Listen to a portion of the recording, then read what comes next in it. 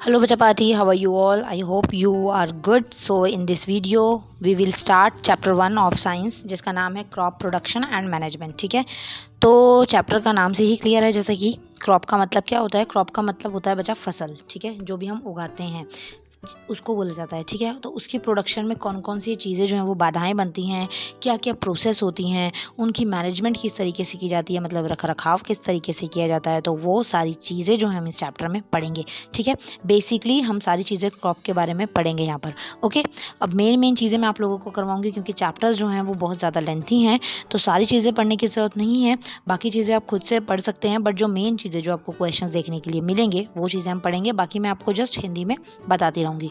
ठीक है बच्चा। अब देखिए, यहाँ से हम लोगों को एग्रीकल्चरल प्रैक्टिसेस पढ़नी है। एग्रीकल्चरल प्रैक्टिसेस क्या होती हैं? टिल 10,000 BCE, मतलब बिफोर क्रिस्ट। ठीक है, उसके पहले जो है ये क्या बोल रहे हैं, people were nomadic, they were wandering in the groups from place to place in search of food and shelter, they ate raw fruits and vegetables and started hunting animals for food, later they could cultivate land and produce rice, wheat and other food crops, thus was born agriculture. तो इस वजह से जो है agriculture जो word है उसका निर्माण हुआ, जिसका मतलब होता है खेती। ठीक है, पहले के टाइम में क्या कर रहे हैं लोग, एक जगह से दूसरी जगह घूमते रहते थे, वो एक जगह पर नहीं रहते थे, और इस वजह से जो है मतलब कि फ्रूट्स वेजिटेबल्स खाकर अपना गुजारा करते थे। फिर धीरे धीरे उनको होश आया, धीरे धीरे उनको ये पता लगा कि हम कुछ उगा भी सकते हैं, हम फसलें उगा सकते हैं, उनको बो सकते हैं, बुआई कर सकते हैं, और हम उनसे जो है खाना ले सकते हैं। तो उसी तरीके से एग्रीकल्चर जो है वो बॉर्न हुआ, मतलब शुरुआत हुई। स्टार्टिंग करते हैं। When plants of the same kind are cultivated at one place on a large scale is called as crop. जो कि ये बोल्ड लेटर्स होते हैं ना बच्चा, ये तो आपको डेफिनेटली पढ़ने ही है, इनकी मीनिंग्स आप लोगों को डेफिनेटली पता ही होना चाहिए। ठीक है, तो क्रॉप का मतलब क्या होता है, फर्स्ट क्वेश्चन आपका यहीं से बन जाता है। जब प्लांट्स को, सेम काइंड ऑफ प्लांट्स को बहुत ज़्यादा लार्ज स्केल पर लगाया जाता है तो उसको हम क्रॉप कहते हैं। For example, crop of wheat means that all the plants grown in a field are that of wheat. तो सब जगह वीट के ही प्लांट आपको दिखेंगे। ठीक है, आप लोग अगर ट्रेन में जाते हो तो ट्रेन से आप लोगों ने ध्यान से अगर देखा हो ना, तो वहाँ पर आप लोगों को नज़र आ जाता है, सामने जो है खेत दिखते हैं। कहीं भी आप हरियाणा पंजाब में जाएंगे तो आपको नज़र आएंगे खेत, दूर दूर तक खेत नज़र आते हैं कई एरियाज़ में। तो वहाँ पर आप देखेंगे ना, वहाँ पर ऐसा नहीं है कि सारी सब्जियाँ मिक्स लग रही हैं, सारी चीज़ें मिक्स लग रही हैं, नहीं। या तो आपको गेहूँ के खेत दिखेंगे, या फिर आपको गन्ने के खेत दिखेंगे, या फिर आपको धान, और या फिर दालें, या फिर मटर, या फिर गोभी, सारी चीज़ें एक जैसी दिखती हैं। तो जब लार्ज स्केल पर हम कोई एक ही प्लांट लगाते हैं तो उसको हम क्रॉप कहते हैं। ठीक है। Next, you already know that crop different types like cereals, vegetables and fruits. जैसे कि आपको पता है क्रॉप्स जो है वो बहुत टाइप की होती हैं, फसलें बहुत टाइप की होती हैं। These can be classified on the basis of the season in which they grow. तो इसी तरीके से क्रॉप्स को दो भागों में डिवाइड कर रखा होता है, दो पार्ट में डिवाइड कर रखा होता है। ठीक है, India is a vast country, the climate condition like temperature, humidity and rainfall vary from one region to another. India जो है, जैसा कि हमको पता है कि बहुत बड़ी कंट्री है, और यहाँ का क्लाइमेट जो है वो अलग अलग रहता है। साउथ में जो क्लाइमेट अभी चल रहा होगा वो नॉर्थ में नहीं चल रहा होगा, जो नॉर्थ में क्लाइमेट है वो ईस्ट में नहीं होगा, थोड़ा थोड़ा डिफरेंस सब जगह पाया जाता है ना। तो इसलिए द क्लाइमेटिक कंडीशन जो है वो अलग रहती हैं। अब आगे अगर हम देखें तो यहाँ पर बोल रहे हैं variety of crops grown in different parts of the country. अलग अलग वेराइटी जो है वो डिफरेंट पार्ट्स ऑफ कंट्री उगाई जाती हैं। Despite this diversity two broad cropping patterns. तो इन डाइवर्सिटी में ही दो पार्ट में क्रॉप डिवाइड हो जाती है। मेन क्वेश्चन एक और आ जाता है जो कि है type of crop, kharif crops और रबी क्रॉप्स। ठीक है, the crop which are sown in the rainy season, जो रेनी सीजन में उगाई जाए वो खरीफ क्रॉप, और उसके बाद जो विंटर सीजन में उगाई जाए वो रबी क्रॉप। आपको इसका सीजन याद कर लेना है, कब से कब तक उगाई जाती है आपको ये भी याद कर लेना है, और इनके एग्जाम्पल्स कर लेने हैं।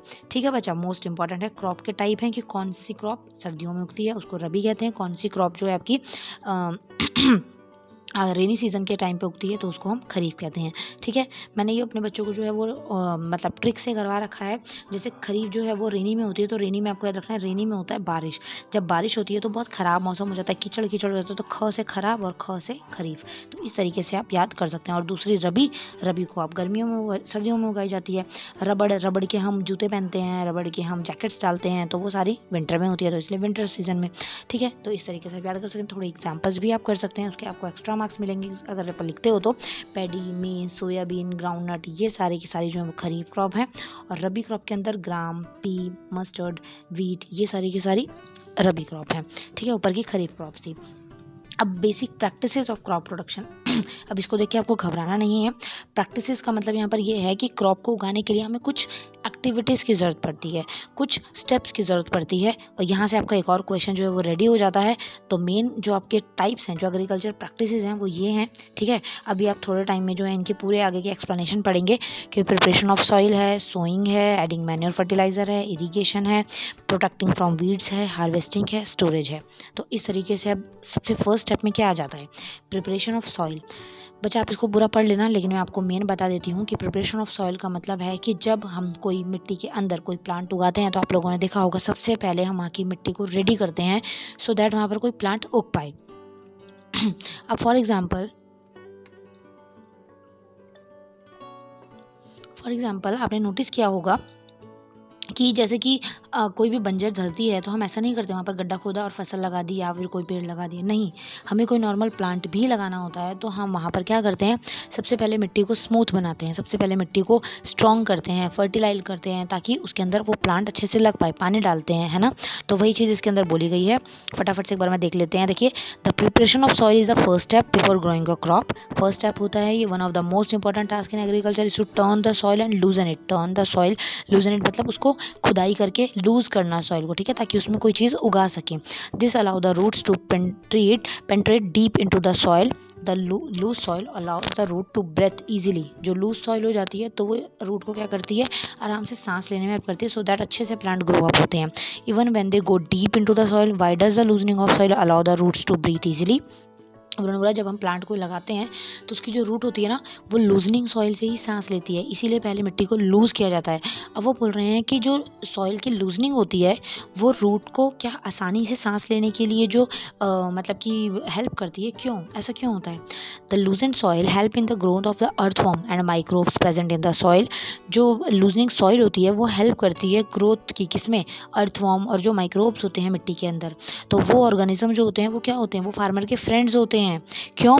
दे further turn the loosen and the soil and had humus to it. और उसके अंदर वो ह्यूमस होती है, खाद बनाने का काम करते हैं ये सारे, और ये मिट्टी को एक तरीके से उपजाऊ बनाते हैं, सो दैट मिट्टी के अंदर जो है उपजाऊ क्षमता रहे और अच्छे से पौधे उसके अंदर जो लगा रहे हैं वो डेवलप हों, ठीक है। तो इसीलिए जो है, but why the soil needs to be turned and loose. तो वो बोल रहे हैं बट मिट्टी को जो है वो लूज करने की ज़रूरत क्यों पड़ती है? You have learned in the previous class that soil contain minerals, water, air and some living organism. तो dead plants and animals get decompose by soil organism. In this way various nutrients in dead organism are related back in to the soil. These nutrients are again absorb by the plants.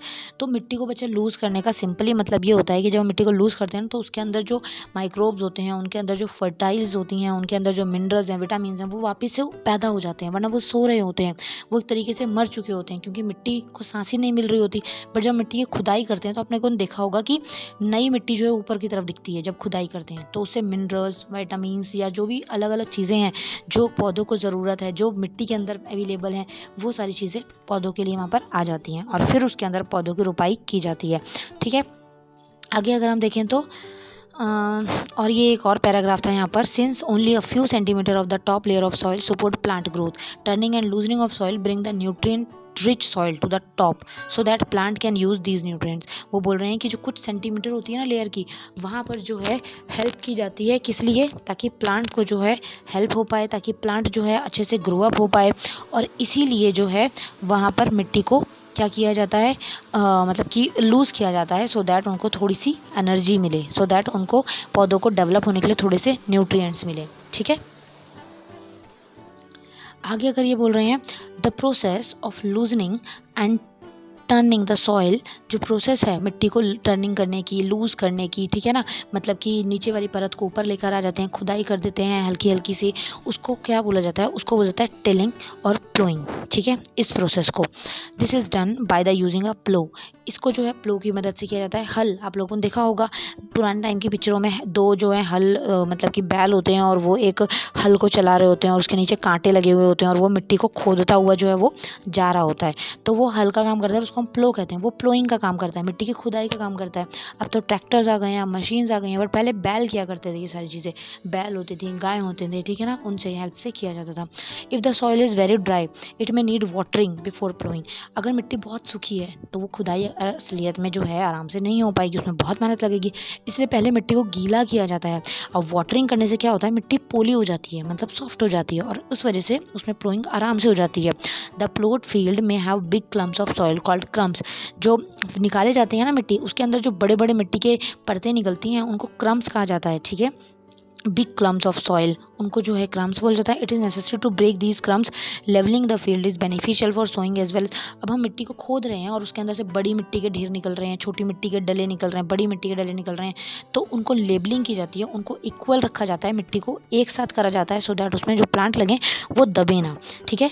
Levelling of soil is done with the help of leveller, और जो levelling की जाती है मिट्टी की, मतलब एक बराबर किया जाता है, वो लेवलर की हेल्प से किया जाता है, ठीक है। Sometime manure is added to the soil before tilling. This help in proper mixing of manure with soil. The soil is moistened before sowing. अब यहाँ पर बोल रहे हैं कि कई बार जो है मिट्टी को खोदने से पहले उसमें मैन्योर छिड़क दिया जाता है। मैन्योर का मतलब दवाइयाँ जो मिट्टी को उपजाऊ बनाएं, जो हेल्प करें पौधों को बढ़ने के लिए। तो उससे क्या होता है, मिट्टी के अंदर जब वो छिड़क दी है तो वहाँ पर मिट्टी हमारी उपजाऊ है। अब वहाँ पर उपजाऊ जो फर्टिलाइज़र छिड़के हैं, मिट्टी को जब खुदाई की जाएगी ना तो वो मैन्योर उस मिट्टी में मिल जाते हैं, और उस वजह से मिट्टी जो है वो रेडी हो जाती है पौधों को लगाने के लिए, ठीक है। और जब तक पौधे लगाए जाते हैं, जो खुदी हुई मिट्टी है और वो मैन्योर है वो आपस में मिल जाते हैं, और उस वजह से जो है वो और ज़्यादा उसके अंदर एब्जॉर्ब हो जाते हैं, ठीक है। आगे agricultural implements. Before sowing the seed it is necessary to break soil crumbs to get better yield. अब ये वही है एग्रीकल्चर इम्प्लीमेंट्स के अंदर, जब हम खुदाई करते हैं तो बड़े बड़े मिट्टी के ढेर होते हैं, उनको बराबर किया जाता है, बड़े बड़े डले होते हैं मिट्टी के, उनको बराबर किया जाता है लेवलर की हेल्प से। This is done with the help of various tools. The main tools use for the purpose are the plough, hoe and cultivator. इनको बहुत सारी चीज़ों की हेल्प से जो है क्या किया जाता है, मिट्टी को सही किया जाता है। यहाँ पर आप देख सकते हैं ये औजार यहाँ पर दिख रहे हैं आप लोगों को, ठीक है ना। प्लव शाफ्ट है, हल है जिसको बोला जाता है, ठीक है ना, प्लव शेयर, और ये प्लो किया जा रहा है इसको। और इसके कुछ टूल्स होते हैं करने के लिए, जिसके अंदर प्लो आ जाता है, हल मिट्टी को खोदने के लिए, हो भी एक फावड़े की तरह होता है जिससे हम मिट्टी को खुदाई करते हैं, और कल्टीवेटर भी इसी तरीके का काम आता है, ठीक है। आगे अगर हम देखें तो नेक्स्ट आगे हम ये बोल रहे हैं प्लो। प्लव क्या होता है, this is being use since ancient time for tilling the soil. ये एक तरीके से क्या है, हल है जो पुराने टाइम से यूज़ किया जाता है, किसके लिए, मिट्टी की खुदाई के लिए, टिलिंग करने के लिए, ठीक है। अब यहाँ पर adding fertiliser to the crop, removing the weeds and turning the soil. अब हो जो है बच्चे एक फावड़े की तरह भी होता है, ठीक है, वो इस तरीके से यूँ करके पकड़ने का होता है, यूँ करके उसको निकाला जाता है। तो ये जो है इसके लिए हम यहाँ पर यूज़ करते हैं, इसको यूज़ किया जाता है, मतलब हल को भी किस लिए यूज़ किया जाता है, जो रिमूविंग होती है, removing weeds and turning the soil. Weeds क्या है, वीड्स का मतलब यहाँ पर है जो अननेसेसरी प्लांट लगते हैं। आप लोगों ने देखा होगा कि घर में अगर हम कोई प्लांट लगा रहे हैं ना, तो जो वो उगाया है जिस पर मेहनत कर रहे हैं वो तो लगे ना लगे, बट साथ में आलतू फालतू प्लांट बहुत सारे लग जाते हैं, तो उसको हम वीड्स कहते हैं, ठीक है। उनको निकाला भी जाता है। अब उनको निकालने की जो प्रोसेस है वो वीडिसाइड कहलाती है, जो अभी हम आगे पढ़ेंगे। अब आगे जो है ये बोल रहे हैं, this is made up wood and is drawn by a pair of bulls and other animals, horses and camels. अब ये हल की बात कर रहे हैं। हल जो है इस तरीके का होता है, उसके अंदर नीचे जो खुदाई के लगे होते हैं, और उनको जो है या तो घोड़ों और या फिर दो बैलों की हेल्प से जो है वो चलाया जाता है। मूवीज़ में देखा होगा आप लोगों ने। It contains a strong triangular iron strip called plough share. ये एक स्ट्रॉन्ग आयरन मतलब कि उससे बंधा हुआ होता है स्ट्रिप से, ठीक है। अब आपको पता है जो दो बैल हैं वो अगर इसको खींच रहे हैं तो बीच में कोई चीज़ मजबूत होनी चाहिए ना, तभी तो वो उसको खींच पाएंगे, तो इसलिए लोहे की छड़ से उनको बांधा जाता है, लगाया जाता है। The main part of the plough is long wood which is called a plough shaft. तो जो नीचे होती है प्लो वुड होता है वो, ठीक है, लकड़ी का तीखा सा, जिससे जो है मिट्टी खुदती हुई चली जाती है।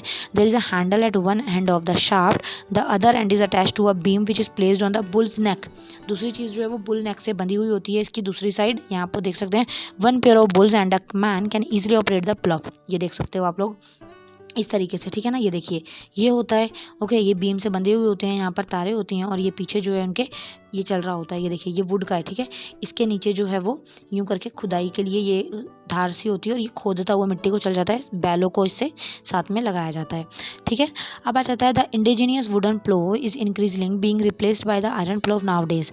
अब ये बोल रहे हैं कि कुछ अलग अलग टाइप के जो हैं हल जो हैं वो आ गए हैं धीरे धीरे, ठीक है। न्यू मॉडर्न टेक्नोलॉजी आ रही है। हो आगे जो है आ जाता है हो क्या है, it is a simple tool which is used for removing weeds and for loosening the soil. Soil को लूज करने के लिए किया जाता है और किस लिए, वीड्स को निकालने के लिए किया जाता है। 1 मिनट।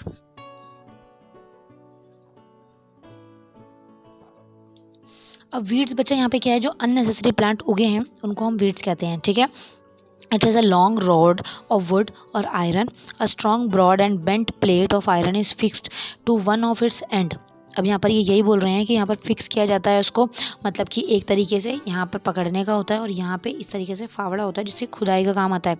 ये काम करता है लूज़ करने के लिए और वीड्स को निकालने के लिए, ठीक है बच्चा। तो इस तरीके से हो जाता है। ये देखिए ये हो है, हो का काम करता है। ये देखिए ये यहाँ से खुदाई होती है, यहाँ से इसको पकड़ने का होता है, बीम होता है और अलग अलग टाइप के आते हैं, ये सबके घरों में भी मिलते हैं अगर हमें कुछ करना है तो। उसके बाद कल्टीवेटर आ जाता है। कल्टीवेटर क्या है, now days ploughing is done by tractor driven cultivator. The use of cultivator save labour and time. Cultivator बचा एक इस तरीके की होता है कि ये ट्रैक्टर की हेल्प से किया जाता है, कल्टीवेट किया जा रहा है, ठीक है। पीछे जो है इसके यहाँ पर हो के मदद जैसे ये एक चीज़ लगी होती है, तो ये जब यहाँ लगा होता है ना, तो जब ट्रैक्टर चलता है तो ये धीरे धीरे जो है खोदता हुआ जाता है क्योंकि पीछे इसके ये अटैच होता है, तो इसको हम कल्टीवेटिंग कहते हैं, ठीक है। आगे आपके सोइंग आ जाता है। Sowing is an important part of crop production. Before sowing good quality clean and healthy seeds of a good variety are selected. Farmers prefer to use seeds which give high yield. Sowing क्या है, एक important part है crop का। यहाँ पर इसका हिंदी जो है ना वो बुआई है, ठीक है, बुआई की जाती है। ये देखिए अब आप यहाँ पर देखेंगे भी आगे, बिफोर सोइंग गुड क्वालिटी और हेल्दी सीड्स जो हैं वो जो एक गुड वैरायटी के होते हैं वो सिलेक्ट किए जाते हैं। जब हमें जो बोना है वो एक अच्छी क्वालिटी का तो होना चाहिए, तभी तो क्रॉप अच्छी आएगी। फार्मर्स जो हैं वो प्रेफर करते हैं सीड्स को जो अच्छी क्वालिटी के हों, ठीक है। अब सिलेक्शन ऑफ जो सीड है वो कैसे किया जाता है। One day I saw my mother put some gram seed in a vessel and pour some water on them. After a few minutes some seeds started to float on top. I wonder why some seeds float on water. अब आप लोगों ने देखा होगा अगर कुछ चने हैं वो हम एक उसमें फिलोते हैं ना, जब बर्तन में एक बर्तन लिया आप उसके अंदर कुछ चने जो हैं वो फिलो के देखना, जब पानी डालोगे ना तो कुछ चने जो हैं वो ऊपर तैरने लग जाएंगे, मीन्स वो जो हैं वो बैड क्वालिटी के हैं, वो अच्छे नहीं हैं, ठीक है बच्चा। तो इस तरीके से हमें पता लगता है। अब आगे तो ये देख लेते हैं, are there seeds which flow on water would these be lighter or heavier than those which sink. अब जो सिंक कर रहे हैं ना वो लाइटर हैं, जो डैमेज सीड होते हैं वो क्या करते हैं, वो ऊपर की तरफ पानी में फ्लोट करने लग जाते हैं, ठीक है। तो इससे हमें पता लगता है वो अच्छी क्वालिटी का नहीं है, ठीक है। This is a good method for separating good healthy seeds from damage ones. ये अच्छा मेथड है डैमेज और अच्छे को अलग अलग करने का। Before sowing one of the important task is to know about the tool use to sowing seeds. अब इसमें जो है सोइंग करने के कुछ मेथड्स होते हैं, मतलब धान जैसे रोपने के, फसल लगाने के और बुआई करने के कुछ मेथड्स हैं। तो ये अलग अलग मेथड्स हैं, जैसे ट्रेडिशनल टूल के अंदर ये इस तरीके से आप देख सकते हो, ठीक है। टूल यूज़ किया जाता था for sowing the seed shape like a funnel, और सीड जो है फिल्ड होते थे into the funnel and pass down through 2 or 3 pipe having a sharp end, these end pipes into the soil and place seed there. इस तरीके से ना लगाए जाते थे। ये देखिए यहाँ पर जो है पाइप में ये डाले जाते थे सॉइल, ठीक है, ये यहाँ पे जो है सीड डाले जाते थे और ये डालता रहता था बंदा, ये आगे जाते रहते थे और सीड जो है वो लगते जाते थे, ठीक है। तो ये इस तरीके का एक ट्रेडिशनल मेथड था।